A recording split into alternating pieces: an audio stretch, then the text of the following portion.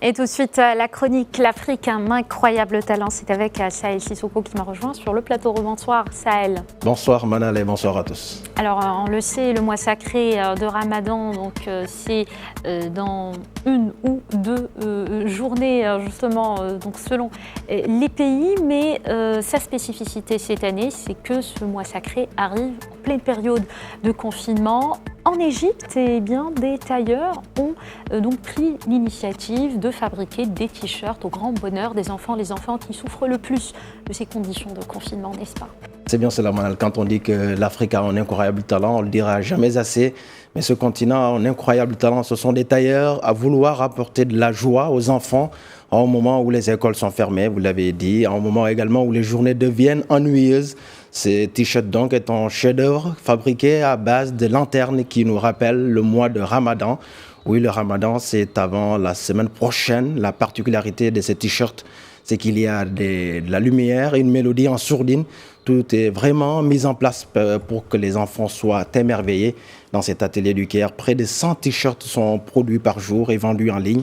Coronavirus oblige, le produit est désinfecté et livré aux clients à domicile. Et comme vous l'avez suivi sur nos antennes, un couvre-feu nocturne a été décrété en Égypte depuis le 24 mars.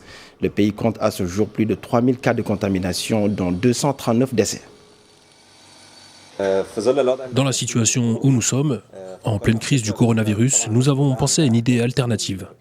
Bien sûr, tout le monde est déprimé à cause de la pandémie. Nous avons donc pensé à faire quelque chose qui apporte de la joie et de la bonne humeur aux gens.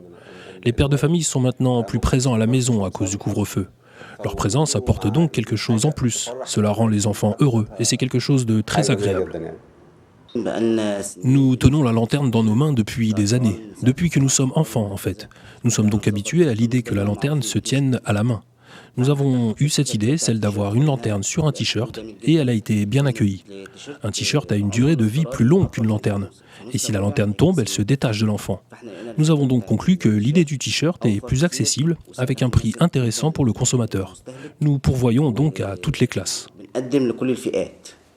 Et voilà, on l'a compris, beaucoup de talents se dévoilent donc en cette période. C'est le cas aussi de l'ancien joueur de tennis, donc Yannick Noah, qui a essayé de fabriquer un masque de protection contre le coronavirus, un masque original, n'est-ce pas? Effectivement, Manal, il faut dire que le franco-camerounais sait comment se faire pardonner après sa mauvaise blague sur le coronavirus qui avait choqué plus d'un. Yannick Noah a présenté ses excuses et mieux, il nous a prouvé qu'il a un talent caché, celui d'un fabricant de masques.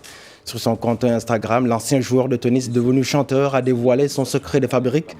Dans une vidéo longue de 2 minutes, il confectionne un masque que lui-même appelle Système D.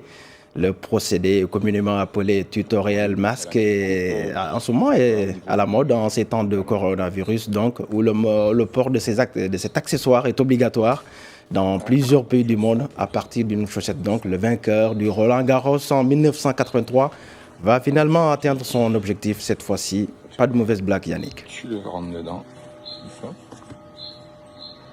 T'as un masque. Et... Ah, tu peux y aller, hein. Voilà. Mais il vaut mieux prendre des chaussettes propres, t'as compris. Salut les potos. Salut l'artiste. Qui aurait imaginé Abidjan dans une telle ambiance? En raison de la pandémie, la vie tourne au ralenti, même pas de maquis la nuit. Pourtant, au bord de la lagune, on aimait à chanter que la nuit, tous les chats sont gris. Hélas, le coronavirus a créé une situation inédite et pour sensibiliser la population, des artistes sur place donnent de la voix. Ils en appellent à la responsabilité des Ivoiriens. Écoute ça, toi-même tu sais.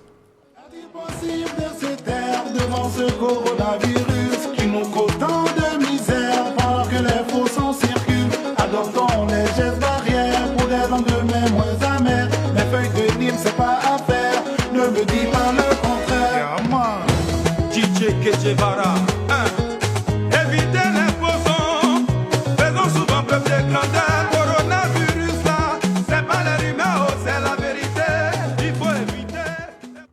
Merci pour cette ambiance de bonne humeur, Sahel.